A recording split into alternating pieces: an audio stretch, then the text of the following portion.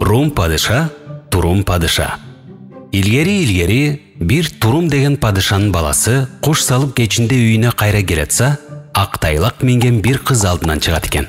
Кайдан келе жатасың? Атың ким? Десе, мен Рум падышанын кара көз айым деген кызы боломун. Мени издеп таап ал.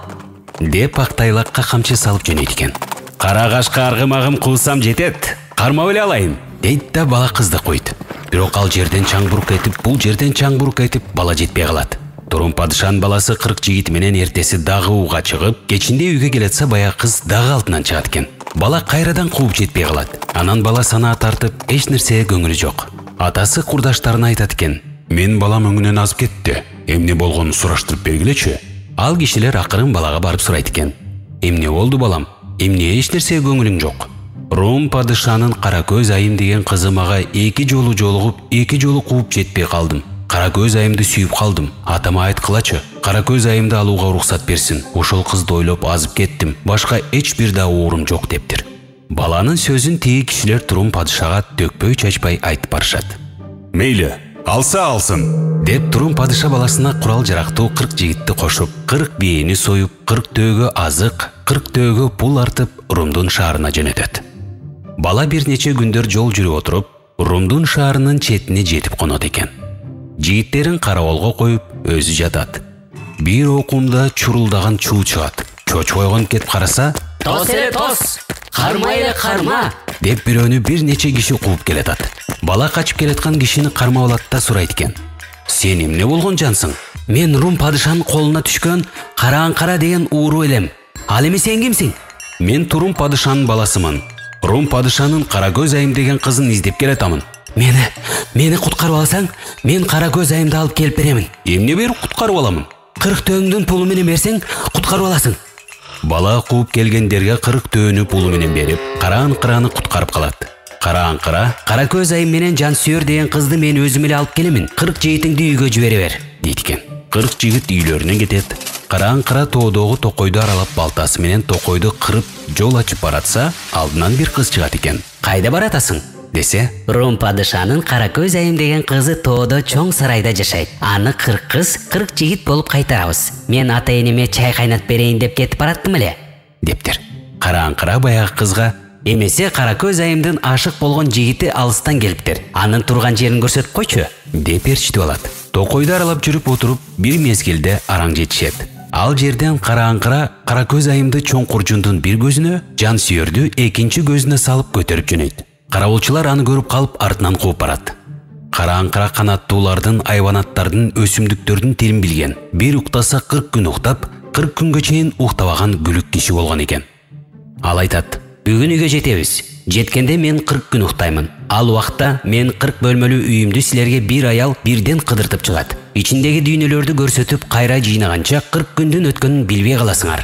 Ошол күнү Карааңкыра тигилерди ийинине көтөрүп алып үйүнө келип, баягы өзү айткандай уктайт. Бир аял үйлөрдү ачып, ичиндеги шаң шөкөттөрдү тигилерге көрсөтө баштайт. 40-чы бөлмөнү ачып көрсөткөндө, анда 2 окшош тулпар турат экен. Аял 2 тулпарды кара көз айым менен жан сүйөргө жетелетип суугартат. Аңгыча бир калдайган кара булут келип, 2 тулпар менен 2 кызды көтөрүп алып кетип калат. Ошол күнү Карааңкыра ойгонот. Ага 2 тулпарды 2 кызды бир кара булут келип көтөрүп кеткенин бала айтып берет. Анда Карааңкыра: "Бир тулпар меники, бир тулпар алп кара куштуку болчу. Экөөбүз мелдешип жарышканбыз. Ал асманда учкан, мен жерде жүгүргөнмүн. Ошондо алп кара куштан мен батыраак чуркап, анын тулпарын утуп алган элем. Ал ошого ичи күйүп алып кеткен турбайбы?" деп чоң балтасын көтөрүп барып, бир чоң теректи кыя баштайт. Көрсө, алп кара куштун жаны ошол жерде экен. "Ой, кара жаным, кыйба! Ой, жаным, ай, жаным, мынат" деп 2 кызды, 2 тулпарды алып түшүп келет экен. Эртеси Карааңкыра баланы бир ийинине, кыздарды бир ийинине көтөрүп, баланын үйүнө жөнөйт. Ошол күнү анын үйүнө жетпей бир токойго конуп калышат. Карааңкыра уктамыш болуп жатса, бир маалда дарактын башына 3 көгүчкөн келип конот. "Бул баланын атасы ушул кызды алганына капа болуп калыптыр. Балам ууланып өлсүн деп, ууланган куш, ууланган эр токуму бар ат, ууланган тайган алып атасы эртең тосуп чыгат" дептир. Эртең менен тургандан кийин Карааңкыра балага айтат экен: сенин атаң сенин келинчек алып келатканыңды билип, алдыңдан ат, куш жана тайган алып чыгат. Досум, ошол үчөөнү тең мага бергин дейт экен. Берейин, алар сага аздык кылат. Андан дагы көп нерсе берсем болот эле деп бала жооп бериптир. Эртеси баягы караан-кара айткандай баланын атасы атын, кушун жана тайганын алып баланын алдынан чыгат экен. Балам, мына бул атты минип, кушту алып тайганды эрчитип ууга чыгып, көңүлүңдү ачкын. Сенин келинчек алганыңа кубанып алып келдим, дептир. Бала аларды алат да бүт досуна берет. Досу атты, кушту жана тайганды алып тукойго барат да баарын өрттөп, күлдөрүн сууга салып жиберет. Атасынын айласы кетип, бир күнү баласы уктап жатканда, баламды чагып өлтүргүн деп Ажидарды жиберет экен. Кыран-карааны билип, уктабай кылычын алып аңдып жатат. Ажидар эшиктен жылап үйгө белчесинен киргенде, караан-кара Ажидарды бөлө чабат. Анын каны чачырап Каракөз айымдын бетине тиет. Каракөз айым ууланып калбасын деп анын бетине жоолук жаап, тамган канды караан-кара сүрө баштайт. Бала уйгунуп ичинен наразы болуп калганын караан-кара байкап калат. Досум, мен сага жакшылык кылып жатам, бирок сырымды айтпаймын. Айтсам таш болуп каламын. Жакшылыкты билбей турбайсыңбы? Дептир. Бирок бала, "Жок, сен дос эмес экенсиң, кас экенсиң" деп такыр болбойт. Эми досум, сен үчүн таш болсом болоюн. Сырымды айтайын. Атаң сенин Каракөз айымды алганыңды жаман көрүп жактырбай, өлтүрүү үчүн ууланган ат, куш, ууланган тайган алып келип тосподубу? Алар менен ууга чыкканда сен ууланып өлмөксүн. Ошондуктан мен аларды алып өрттөп жоготтум. Кийин чагып өлтүр деп Ажидарды жиберди. Кылычымды даярдап түнү менен карап жатып, ал үйгө кирип келгенде аны бөлө чаптым. Анын каны Каракөз айымдын бетине чачырап калды эле. Ууланып калбасын деп канын сүрүп жатат элем. Дээр замат караан-кара белине чейин көк таш болуп катып калат. Айткандай эле бул көп жакшылык кылган эле. Мунун жакшылыгынан кантип кутулам деп бала караан-караны көтөрүп алып жөнөйт. Жүрүп отуруп бала бир жерге барып жатып калат экен. Ак кийинген, ак бозат минген ак сакал киши келип, «Ой, балам, эмне жатасың? Сен барып кара тоону тап. Анда капкактуу кара булак бар. Аны сен кайдан табылчу элең? Капкагың кайдан ачылчу эле?» деп туруп караан-каранын эң мурун буттарын салгын. Буту тыбырайт. Кийин булакка бүт денесин малгын. Ушунча уктаган экенмин деп тура калат. Деп жок болуп кетиптир. Бала караан-караны көтөрүп алып кара тоого жөнөйт. Барып капкактуу кара булакты табат.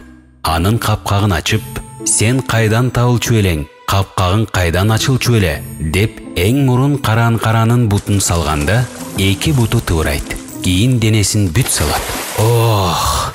деп караан-кара тура келет. Бир аз эс алгандан кийин караан-кара баланы көтөрүп алып, бир күндө 3 айлык жолду басып, анын элине жөнөйт. Жүрүп отуруп, баланын айылына келсе, көп элдин карааны көрүнөт. Кара тебетей кийген кара өгүз минген бир койчу алдынан чыгыптыр. Андан эмне болуп атат деп сураса, Балам болсо өлдү. Анын досу караан-кара болсо таш болуп калды деп ашын берип, эми хан эки кызды аламын деп той берип жатат. Бул эл ошол тойго келген эл, дейт экен.